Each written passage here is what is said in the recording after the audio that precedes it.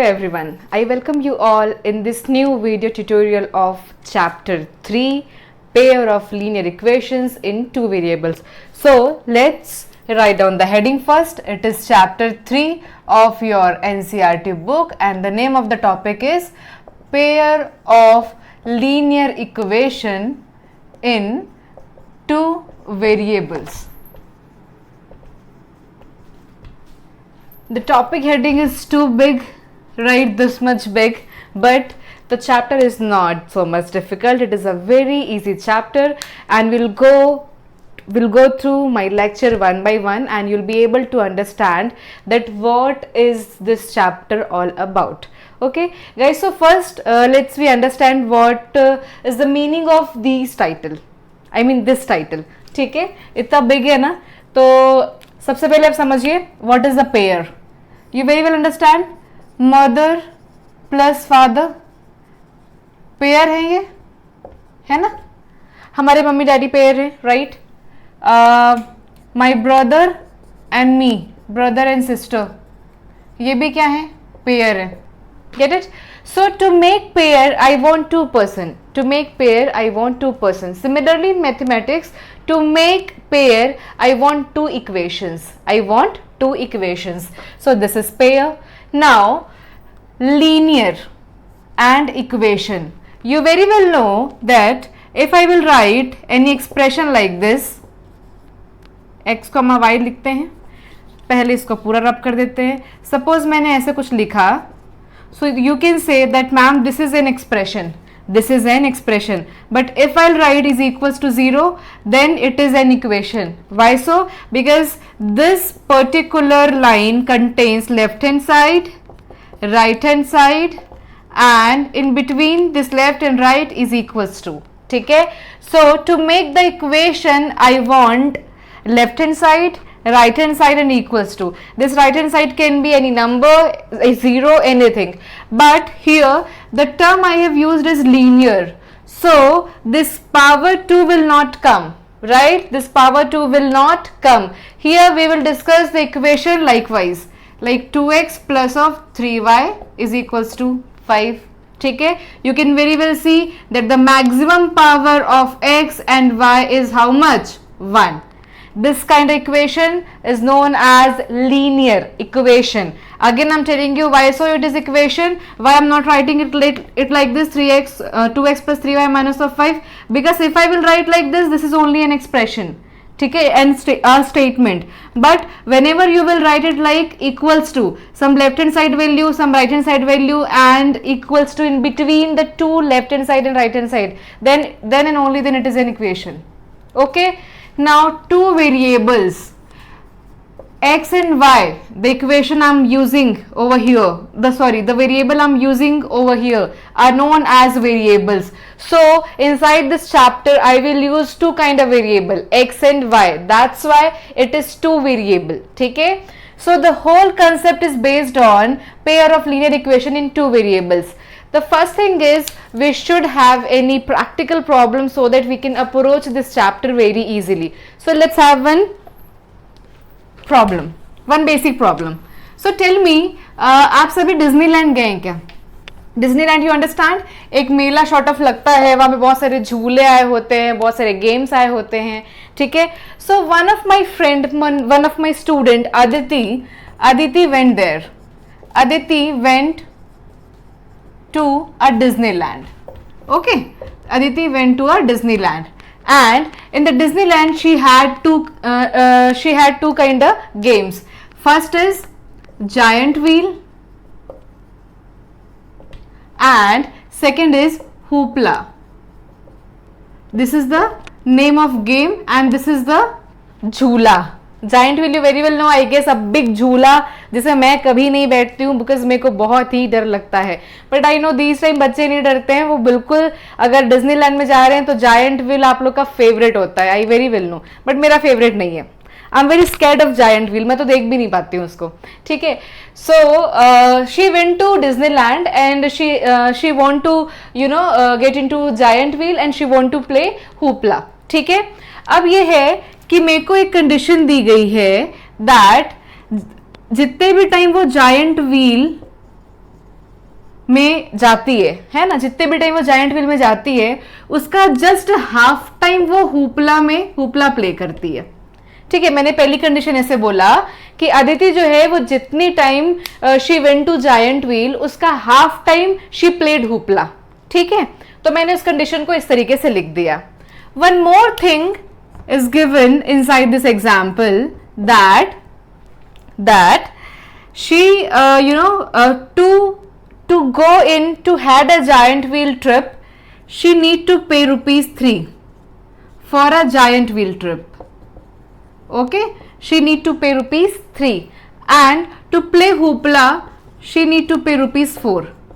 To play hoopla she need to pay ₹4, and overall she had spent ₹20. And in all she had spent ₹20. So this is one example which we are using which we are using to understand the pair of linear equations in two variables. अब देखो आप लोग कि मैं कैसे इसको use कर रही हूँ। So suppose बुक ने दे दिया कि write this situation algebraically, तो सबसे पहले हम algebraically देखेंगे, उसके बाद I'll take one question from your 3.1 and I'll tell you that उस question को हम algebraically कैसे solve करेंगे and graphically भी कैसे solve करेंगे। Okay, so guys you can very well see that here I have two terminologies, giant wheel and hoopla. So I'm taking the trip to giant wheel as X and the trip to the attempts for hoopla is equals to Y. ठीक है, कितने time वो giant wheel में गई, suppose I am taking it as x, and कितने times उसने hoopla खेला, I am taking it as y. So I am writing the algebraic expression to this situation. So the first equation will be x is equals to half of y, because she went to giant wheel, but जितनी बार वो giant wheel में गई है उसका half time वो उसने hoopla खेला है. तो मुझे बताओ कि ये मैं जो स्टेटमेंट बोल रही हूँ और ये जो मैंने लिखा है सही है क्या? ये जो मैंने स्टेटमेंट बोल रही हूँ वो सही है क्या? नहीं, गलत हो रहा है स्टेटमेंट. देखिए, जितने टाइम उसने हुपला खेला है उसका हाफ उसने जायंट व्हील में स्पेंड किया है. ये एक्चुअल स्टेटमेंट होना चाहिए. तो आप लोग मेरे पहले के रॉन्ग स्टेटमेंट में और अभी के राइट स्टेटमेंट में डिफरेंशिएट कर पा रहे हैं क्या? फिर से आप समझिए, जितने टाइम उसने हुपला खेला है उसका हाफ टाइम उसने जायंट व्हील खेला है. ठीक है, तभी तो हमने क्या लिखा, giant wheel went to giant wheel is equals to half of playing hoopla. Okay, जितने टाइम उसने हुपला खेला उसका हाफ ऑफ टाइम उसने क्या वो कहां पे गई? जायंट व्हील में. मतलब अगर उसने 10 टाइम्स हुपला खेला होगा तो वो 5 टाइम्स कहां गई होगी? जायंट व्हील में. ठीक है, so this is the first condition. आप इस 2 को यहां पे लेकर गइए. This will be 2x is equals to y. y को आप ट्रांसफर कर लीजिए. 2x minus of y is equals to 0. This becomes my equation number 1. Okay, let's have the second expression. 3 rupees लगता है उसको जायंट व्हील में जाने में और 4 रुपीज लगता है उसको हुपला प्ले करने में. ठीक है, अब देखिए यार, वो x टाइम्स कहां गई है? जायंट व्हील में गई है. तो x टाइम्स वो जायंट व्हील में गई है, हर टाइम उसको कितना रुपीस लगा है? 3 रुपीज लगा है. मान लो ये x की वैल्यू सपोज 5 है. मान लो 5 टाइम्स जायंट व्हील में गई है तो 3 इंटू 5 कितना हो जाएगा? 15 रुपीज उसने टोटल पे किया. इसलिए हमने क्या किया? यहाँ पे मल्टीप्लीकेशन किया है. वो x टाइम कहाँ गई है? जायंट व्हील में. इंटू 3 क्यों किया? क्योंकि 3 रुपीज उसको लगता है जायंट व्हील में जाने के लिए. फिर मैंने प्लस लिखा. क्यों? क्योंकि उसने टोटल कितना मनी स्पेंड किया है? 20 रुपीज. तो टोटल मनी हम यहाँ पे लेके आने वाले हैं. 4 रुपीज उसको पे करना पड़ता है. किसके लिए? हुपला के लिए. हुपला उसने कितनी बार प्ले किया है? y टाइम्स प्ले किया है.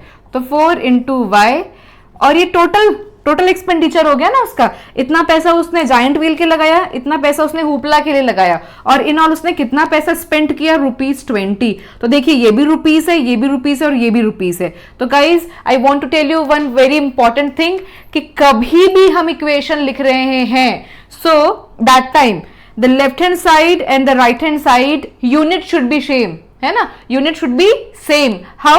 This is rupees, this is also rupees. Okay, this is rupees, this is also rupees.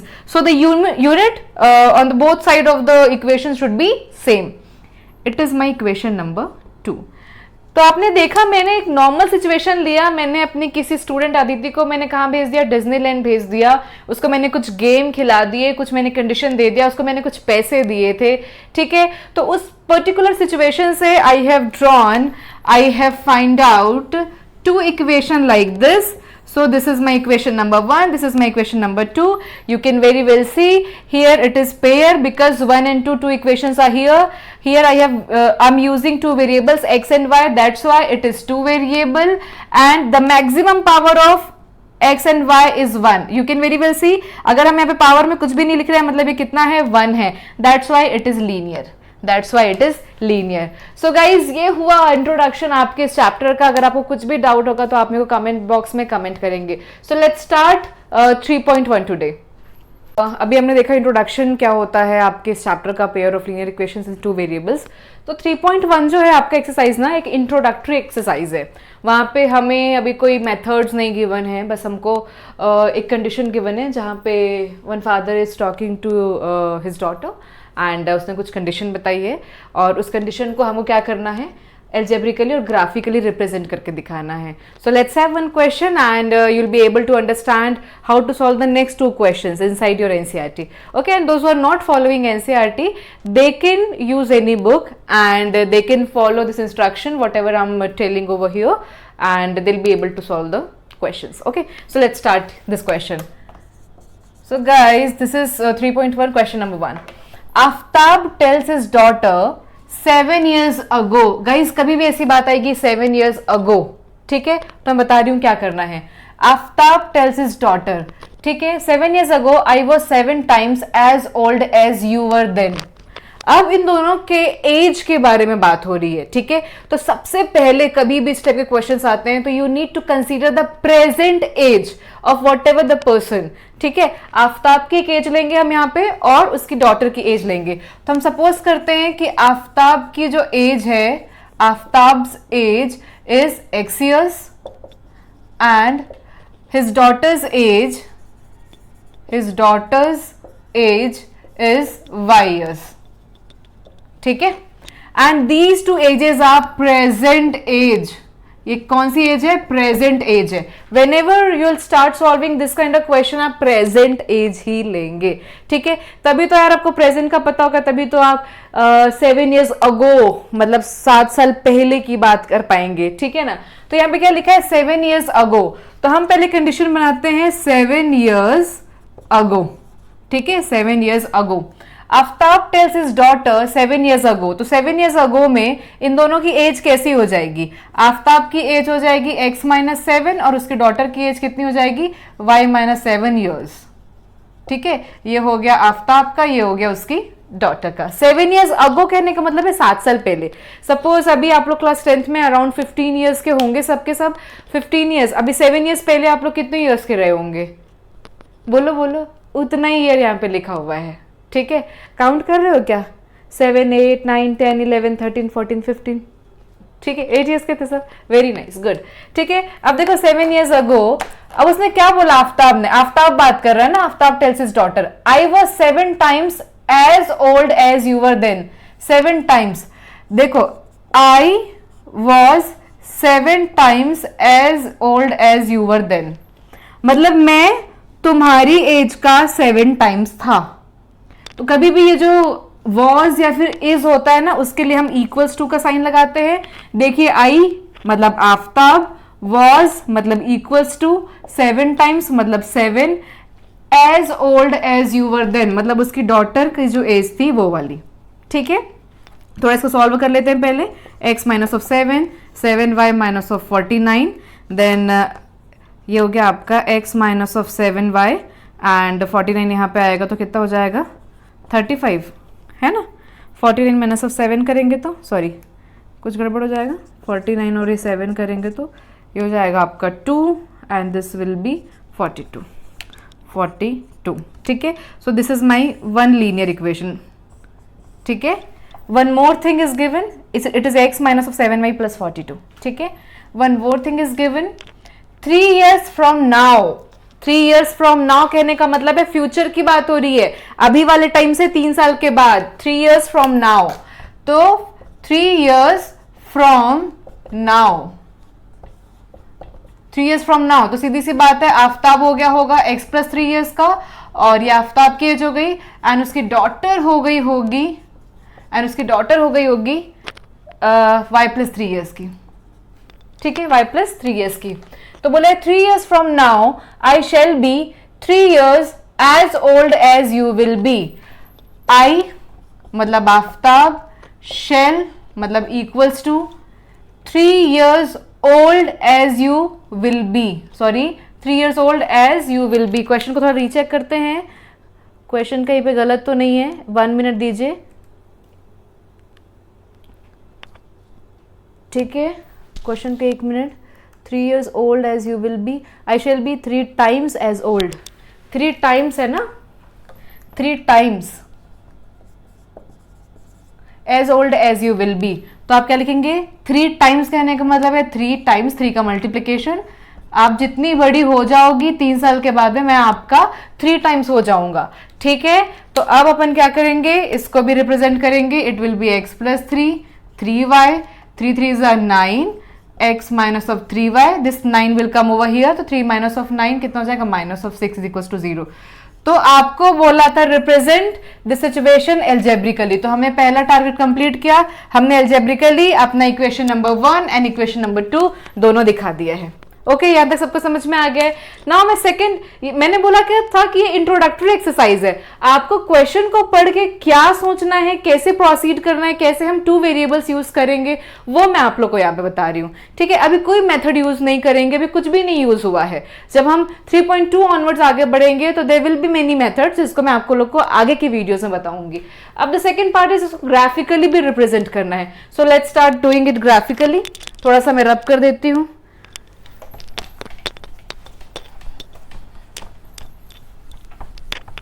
मैंने ये थोड़ा सा रब किया इसलिए क्योंकि ग्राफ बनाना पड़ेगा, ड्रॉ करना पड़ेगा, ठीक है। The 2 equations were x minus 7y plus 42, तो x minus 7y plus 42, I guess आपकी टीचर ने आपको लीनियर इक्वेशंस को ग्राफ में प्लॉट करना सिखाया है। Whenever start plotting, you know, आप हमेशा ग्राफ पेपर यूज करेंगे, do not try to plot it in a normal paper. क्यों, ग्राफ पेपर में ज़्यादा एक्यूरेसी आपको दिखाई देगी, ठीक है। अब मैं क्या कर रही हूँ, आई am writing x over here and I am transferring these 2 values in the right hand side, ऐसा 7y माइनस ऑफ 42। ये वाले इक्वेशन को देखिए, it was x minus of 3y minus of 6 is equal to 0, x is equal to 3y plus of 6, ठीक है। अब मुझे बताओ कि मैंने दोनों को क्यों इन टर्म्स ऑफ x लिखा हुआ है, सो दैट मैं y की कुछ भी वैल्यू रखूं और x की वैल्यू मैं चेंज करती जाऊं, या फिर इन टर्म्स ऑफ इसको y भी लिख सकते हैं, वो भी कोई प्रॉब्लम नहीं है। चलो, हमने यहाँ पे लिख दिया x, यहाँ पे हमने लिख दिया y, कुछ भी वैल्यू रखते हैं। Suppose I am writing here y is equal to 6, अगर मैं y की वैल्यू को यहाँ पे 6 पुट करूं, आप देखिए यहाँ पे मैं y की वैल्यू को 6 पुट करी हूँ, पहली वैल्यू, तो x will be 7 into 6 minus of 42, क्या हो जाएगा, 42 माइनस 42 कितना आ गया, 0, तो यहाँ पे x की वैल्यू कितनी आ जाएगी, 0 आ जाएगी, ठीक है। अब देखो y की नेक्स्ट वैल्यू कुछ भी आप पुट कर लीजिए, सपोज मैंने रख दिया 7, तो ये कितना हो जाएगा, 7 इंटू 7 49 माइनस ऑफ 42, ये कितना आ गया, 7 आ गया, वेरी नाइस। एक आध नेगेटिव वैल्यू रखनी है क्या, नेगेटिव वैल्यू रख के देखिए, अगर सपोज मैंने y की वैल्यू को रखा -7, सॉरी -6, नहीं बहुत बड़ी वैल्यू हो जाएगी, वेट, अगर हम कुछ नेगेटिव वैल्यू रखते हैं तो क्योंकि सिंस उसको ऐड हो जाएगा, मैं एक बार 0 पुट करके देखती हूँ, if I will write y equals to 0, तो भी ये -42 हो जाएगा, तो आप कुछ एक छोटी सी वैल्यू और रख लीजिए, मैं रख लेती हूँ यहाँ पे 5 ही रख लेती हूँ, चलो, तो x इज इक्वल्स टू कितना हो जाएगा, 7 इंटू 5 माइनस ऑफ 42, तो ये हो गया 35 माइनस ऑफ 42, ये कितना आ जाएगा, माइनस में कुछ वैल्यू आएगी, 42 है और ये 35 है, बताइए, this will B 7 minus of 7, कितना आ गया, माइनस ऑफ 7, ठीक है। So here I have drawn one table, जिसको फिर मैं क्या करने वाली हूँ, ग्राफिकली आपको प्लॉट करके दिखाने वाली हूँ। ये सब वैल्यूज जो आप कैलकुलेट कर रहे हैं ना, ये सब आप ग्राफ रफ में कर लीजिए, ठीक है। इसको हम रफ कर देते हैं फट से। Similarly I am drawing one more table over here. अब आप देखिए यहाँ पे x, यहाँ पे y। If I will put y is equals to, suppose मैंने y is equals to -1 put किया, y इज टू -1, तो 3 -1 हो जाएगा ये कितना हो जाएगा, x is to -3 plus of 6, value आएगी 3, तो अपन यहाँ पे कितना लिख दिया 3. Okay, suppose I will write y is to 0, तो ये कितना हो जाएगा 3 इंटू 0 प्लस ऑफ 6, तो ये हो जाएगा 0 plus of 6, it will B 6. One more thing, अगर हम x की वैल्यू को कुछ भी और छोटा सा पुट कर दो, सपोज मैंने y की वैल्यू को रख दिया 1, तो अगर मैं y की वैल्यू को 1 पुट करती हूँ तो x will be 1 into 3 plus of 6, 9. ठीक है, आप दोनों के लिए कर सकते हैं, आप किसी एक की भी वैल्यू को पुट करके दूसरे की वैल्यू फाइंड आउट कर सकते हैं. जैसे मैंने इन टर्म्स ऑफ x लिख दिया, आप इन टर्म्स ऑफ y लिख देना, x की वैल्यू पुट कर करके आप y की वैल्यू निकाल लेना, तो भी कोई प्रॉब्लम नहीं है. जनरली वैसे होता है क्योंकि x आपका इंडिपेंडेंट वेरिएबल है, x की वैल्यू हम अपने मन से कुछ भी रखते हैं और y की वैल्यू निकालते हैं. तो आप चाहो तो इसको ऐसे भी लिख सकते हो, मैं आप लोग को बता देती हूँ. जनरली ये वाला तरीका नहीं यूज करते हैं अपन. मैं आप लोग को बता देती हूँ कि x मेरा इंडिपेंडेंट वेरिएबल है और y जो है वो डिपेंडेंट वेरिएबल है. मतलब x की वैल्यू हम अपने हिसाब से कुछ भी रखते हैं एंड अकॉर्डिंगली y की वैल्यू हम फाइंड आउट करते हैं. तो अगर आप इस इक्वेशन को ऐसा लिखोगे, x plus 42 is equal to 7y, x plus 42 upon 7 is equal to y, तो ये और भी बेहतरीन होगा. देखिए बिल्कुल यही वैल्यू मिलेगी. जब आपने x की वैल्यू को 0 पुट किया, मतलब यहाँ पे 0 हो जाएगा, तो 0 प्लस 42 अपॉन 7, 7 1 7 6, y की वैल्यू कितनी आ गई, 6 आ गई. तो मैंने उल्टा अप्रोच क्यों किया, शायद आप लोग को समझ में आ गया होगा. इस वाली कंडीशन को देख करके आप लोग को ये सोचना कि x क्या रखूं बहुत डिफिकल्ट है. ठीक है, इसलिए पहले मैंने थोड़ी सी चालाकी कर दी, मैंने ऐसे लिख दिया और टेबल बना दिया, और बाद में क्या किया, मैंने ऐसा लिखा क्योंकि x इंडिपेंडेंट है और y क्या है, डिपेंडेंट है. तो आप यहाँ पे भी चेंज कर सकते हैं. You can write x minus of 6 3y and x minus of 6 upon 3 is equal to y. Because कोई भी टीचर देखता है तो उसको ये पता चल जाना चाहिए कि आपने x की वैल्यू को पुट किया है एंड अकॉर्डिंगली आपने y की वैल्यू को गेट किया है. ठीक है, so let's try to draw this. बस कुछ नहीं करना है, आप अपना ग्राफ पेपर लीजिए, मार्क कर लीजिए आपका x एक्सिस और y axis, negative x axis and negative y axis. ठीक है, आपको बहुत अच्छे से पता है this is nothing but the origin. Now guys हम लोग देख रहे हैं कि मैक्सिमम -7 तक है x, और यहाँ पे मतलब नेगेटिव साइड में -7 तक और पॉजिटिव में 9 तक. तो I am trying to mark values. तो आप x को थोड़ा सा और आगे ऐसे बढ़ा सकते हैं, आप 9 तक लेके चले जाइए. It is 1 2 3 4 5 6 7 8 9 and here it is -1 -2 -3 -4 -5 -6 minus of 7. It is 1 2 3 4 5 6 7 and it is -1 -2 -3 -4 -5. सी देखो आपको लग रहा होगा थोड़ा सा ना मिसमैनेज टाइप का, तो आप ग्राफ पेपर यूज करेंगे तो you will be able to make equal distances, right. ठीक है, अब हमको ग्राफिकली इस कंडीशन को शो करना है, दैट्स वाई, क्योंकि क्वेश्चन ने बोला था. तो हमने ग्राफ पेपर लिया, ग्राफ पेपर में हमने पॉइंट्स मार्क कर लिए हैं, हमने टेबल बना लिया है. सो सबसे पहले मैं ये वाला टेबल जो है, ये वाला जो इक्वेशन है उसको ड्रॉ कर रही हूँ. whenever x is 0, when the value of x is 0, the value of y is 6. The value of y is 6. तो हम यहाँ पे सबसे पहला ये 0 पे मार्क मत करना, यहाँ पे मार्क करना. 6 पे 0 पे कितना आ गया, 6 आ गया. When the value of x is 7, y is also 7. तो ये यहाँ पे आकर के ऐसा x is 7, तो y भी कितना हो जाएगा 7. And when x is -7, then y is equals to 5. यहाँ कहीं पे तो आप देख रहे हैं कि एक लाइन मेरे को इस तरीके से मिलेगी. मैंने पहले ही बोल दिया था that I am not using graph, that's why ऐसा कुछ हो सकता है. ये थोड़ा सा ऊपर आएगा, ऐसा एक लीनियर एक ऐसी लाइन आपको मिल गई. ठीक है, नाउ सेकेंड ये वाला देखिए, when x is 3 then y is -1. x is 3 तो y का है -1 है. When x is 6 then y is equal to 0. तो ये कितना हो गया, यहाँ पे आ गया. ठीक है, जब वो 6 है तो y की वैल्यू 0 है, तो जब y की वैल्यू 0 होती है तो सीधी सी बात है वो x एक्सिस में ही आ जाता है ना, आपको y में कोई वैल्यू नहीं है तो कहाँ पे आएगा, x एक्सिस में ही. When x is equal to 9 then y is equal to 1. तो ये है 9 और ये आपका है y is equal to 1. So you can see it is also 1 line. ठीक है, so you can very well see the blue, जो ब्लू मैंने ड्रॉ किया हुआ है, these two are the lines. So I have taken question number 1 of 3.1 and I have represented the whole question algebraically, and this is the graphical representation. So guys, the rest 2 questions are very easy to draw, to solve. तो आप उसको अपनी copy में try it by your self. अगर आपको कुछ doubt होता है तो do comment in my comment box, और कोई भी इंक्वायरी होती है, कुछ भी और डाउट्स होते हैं, या आपको अपना सोल्यूशन शो करना है, तो मेरा ईमेल आईडी वहाँ पे गिवन है, you can send me your answers. ठीक है. सो ये आप लोग स्क्रीनशॉट ले लीजिए या फिर इसको आप बना लीजिए अपनी कॉपी में. And bye for today, will meet in the next lecture with 3.2 and many more methods and many more questions. So guys, do like my video, share my video and subscribe it. Those who are very new to my channel, please subscribe my channel. Thank you guys. Do like, share my video and please subscribe to my channel.